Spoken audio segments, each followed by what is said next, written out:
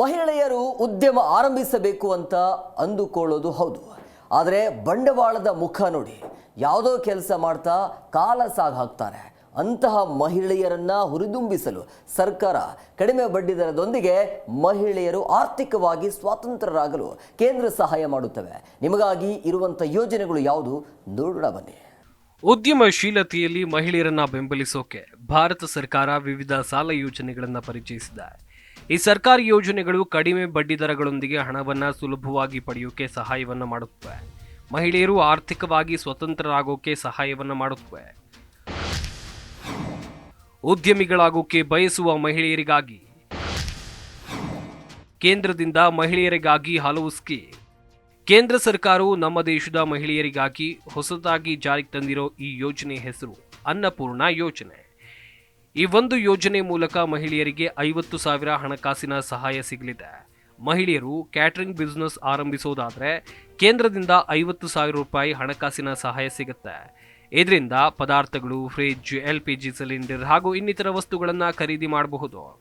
ಮಹಿಳಾ ವ್ಯಾಪಾರ ಸಂಸ್ಥಾಪಕರಿಗೆ ಹಣವನ್ನು ಒದಗಿಸುವ ಪ್ರಧಾನಮಂತ್ರಿ ಮುದ್ರಾ ಯೋಜನೆಯ ಅಡಿಯಲ್ಲಿ ಮುದ್ರಾ ಸಾಲ ಯೋಜನೆಯನ್ನ ಪ್ರಾರಂಭಿಸಲಾಯಿತು. ಈ ಯೋಜನೆಯಲ್ಲಿ ಅರ್ಹ ಸಾಲಗಾರರು ಮೇಲಾಧಾರವಿಲ್ಲದೆ 10 ಲಕ್ಷದವರೆಗೂ ಹಣವನ್ನು ಪಡೆಯಬಹುದಾಗಿದೆ. ಸಾಲವನ್ನ 3 ವಿಭಾಗಗಳಾಗಿ ವರ್ಗೀಕರಿಸಬಹುದು.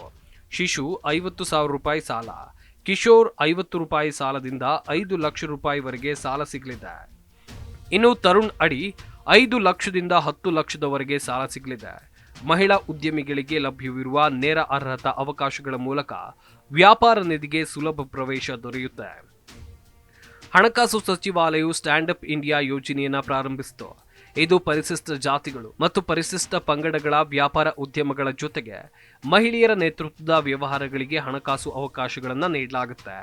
ಈ ಉಪಕ್ರಮದ ಮೂಲಕ ಉದ್ಯಮಿಗಳು ಉತ್ಪಾದನೆ, ಸೇವೆ ಅಥವಾ ವ್ಯಾಪಾರ ಮತ್ತು ಸಂಬಂಧಿತ ಕೃಷಿ ಚಟುವಟಿಕೆಗಳ ಮೇಲೆ ಕೇಂದ್ರೀಕರಿಸುವ ಹೊಸ ವ್ಯವಹಾರಗಳನ್ನು ಪ್ರಾರಂಭಿಸೋಕೆ ಹಣಕಾಸು ಅರ್ಹತೆಯನ್ನು ಪಡಿತಾರೆ. ಅರ್ಹ ಮಹಿಳೆಯರು ಈ ಕಾರ್ಯಕ್ರಮದ ಮೂಲಕ 10 ಲಕ್ಷದಿಂದ 1 ಕೋಟಿವರೆಗೆ ಸಾಲಗಳನ್ನು ಪಡೆಯಬಹುದು. ಈ ಯೋಜನೆಯ ಅಡಿಯಲ್ಲಿ ವೈಯಕ್ತಿಕವಲ್ಲದ ವ್ಯವಹಾರಗಳಿಗೆ ಮಹಿಳೆಯರು ಅಥವಾ SC ST ಉದ್ಯಮಿಗಳಿಂದ ಕನಿಷ್ಠ 51% ಮಾಲೀಕತ್ವ ಅಗತ್ಯವಿದೆ. ಸ್ತ್ರೀ ಶಕ್ತಿ ಯೋಜನೆಯು ಹಣಕಾಸನ್ನು ಒದಗಿಸುತ್ತೆ. ಇದು ಮಹಿಳಾ ಉದ್ಯಮಿಗಳು ಸಾಲ ಪಡೆಯುವ ಪ್ರಯೋಜನಗಳನ್ನು ಒಳಗೊಂಡಂತೆ ತಮ್ಮ ಉದ್ಯಮಗಳನ್ನು ಪ್ರಾರಂಭಿಸೋಕೆ ಅನುವು ಮಾಡಿಕೊಡುತ್ತೆ. 2000ನೇ ಇಸ್ವಿಯಲ್ಲಿ ಸ್ಥಾಪಿಸಲಾದ ಕೇಂದ್ರ ಸರ್ಕಾರದ ಉಪಕ್ರಮದ ಭಾಗವಾಗಿ 2 ಲಕ್ಷಕ್ಕಿಂತ ಹೆಚ್ಚಿನ ಮೊತ್ತದ ಮಹಿಳಾ ಉದ್ಯಮಿಗಳು ತಮ್ಮ ಸಾಲದ ದರದಲ್ಲಿ %0.05 ಕಡಿತವನ್ನು ಪಡೆಯಬಹುದು. ಈ ಹಣಕಾಸಿನ ನೆರವು ಬಯಸುವ ಮಹಿಳಾ ಉದ್ಯಮಿಗಳಿಗೆ ಉದ್ಯಮಶೀಲತಾ ಅಭಿವೃದ್ಧಿ ಕಾರ್ಯದಲ್ಲಿ ಭಾಗವಹಿಸುವುದು ಕಡ್ಡಾಯವಾಗಿರುತ್ತೆ. ಸ್ಟಾರ್ಟ್ ಅಪ್ ಇಂಡಿಯಾ ಉಪಕ್ರಮದ ಅಡಿಯಲ್ಲಿ ಸೆಂಟ್ರಲ್ ಬ್ಯಾಂಕ್ ಆಫ್ ಇಂಡಿಯಾ ತನ್ನ ಸೆಂಟ್ ಕಲ್ಯಾಣಿ ಯೋಜನೆ ಮೂಲಕ ಮಹಿಳಾ ಉದ್ಯಮಿಗಳನ್ನ ಸೂಕ್ಷ್ಮ ಅಥವಾ ಸಣ್ಣ ವ್ಯವಹಾರಗಳನ್ನು ಪ್ರಾರಂಭಿಸೋಕೆ ಮತ್ತು ಅಳೆಯೋಕೆ ಬೆಂಬಲಿಸುತ್ತೆ. ಈ ಯೋಜನೆಯ ಮೂಲಕ ಹಣಕಾಸು ನೆರವು 2006ರ SMME ಕಾಯ್ದೆಯ ನಿಯಮಗಳನ್ನು ಪೂರೈಸುವ ಮಹಿಳೆಯರು ನಿರ್ವಹಿಸುವ ಹೊಸ ಮತ್ತು ಸ್ಥಾಪಿತ ವ್ಯವಹಾರಗಳಿಗೆ ಸಹಾಯ ಮಾಡುತ್ತೆ. ಈ ಹಣಕಾಸು ಆಯ್ಕೆಯು ವ್ಯಾಪಾರ ಮಾಲೀಕರಿಗೆ ಕಾರ್ಯಾಚರಣೆಗೆ ಹಣಕಾಸು ಒದಗಿಸೋಕೆ, ಹಾರ್ಡ್ವೇರ್ ಖರೀದಿ ಮಾಡೋಕೆ ಮತ್ತು ಅವರ ವ್ಯವಹಾರ ಕಾರ್ಯಾಚರಣೆಗಳನ್ನು ವಿಸ್ತರಿಸೋಕೆ ಸಾಲಗಾರರು ಸಾಲಕ್ಕಾಗಿ ಯಾವುದೇ ಸ್ವತ್ತುಗಳನ್ನು ಒತ್ತೆ ಇಡುವ ಅಗತ್ಯ ಇಲ್ಲ. ಉದ್ಯೋಗಿನಿ ಯೋಜನೆಯ ಮೂಲಕ ಸರ್ಕಾರ ಹಣಕಾಸು ಕಾರ್ಯಕ್ರಮಗಳ ಮೇಲೆ ಆರ್ಥಿಕ ಬಡ್ಡಿ ದರವನ್ನು ನೀಡೋದರ ಮೂಲಕ ಮಹಿಳಾ ವ್ಯವಹಾರ ಮಾಲೀಕತ್ವವನ್ನು ಸ್ಥಾಪಿಸೋಕೆ ಪ್ರಯತ್ನವನ್ನ ಮಾಡ್ತಾ ಇದೆ. ಈ ಯೋಜನೆಯ ಅಡಿಯಲ್ಲಿ ವಾರ್ಷಿಕ ಆದಾಯದಲ್ಲಿ 40,000ಕ್ಕಿಂತ ಕಡಿಮೆ ಇರುವ ಉದ್ಯಮಿಗಳು 1 ಲಕ್ಷದವರೆಗೆ ಹಣಕಾಸಿನಲ್ಲಿ ಸುರಕ್ಷಿತವಾಗಿರಿಸಬಹುದು.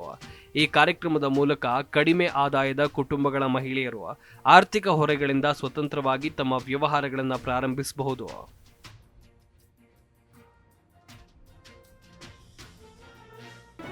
ಜಿ ಕನ್ನಡ ನ್ಯೂಸ್ ಈಗ ನಿಮ್ಮ ಮನೆಯಲ್ಲೇ ನೋಡಿ.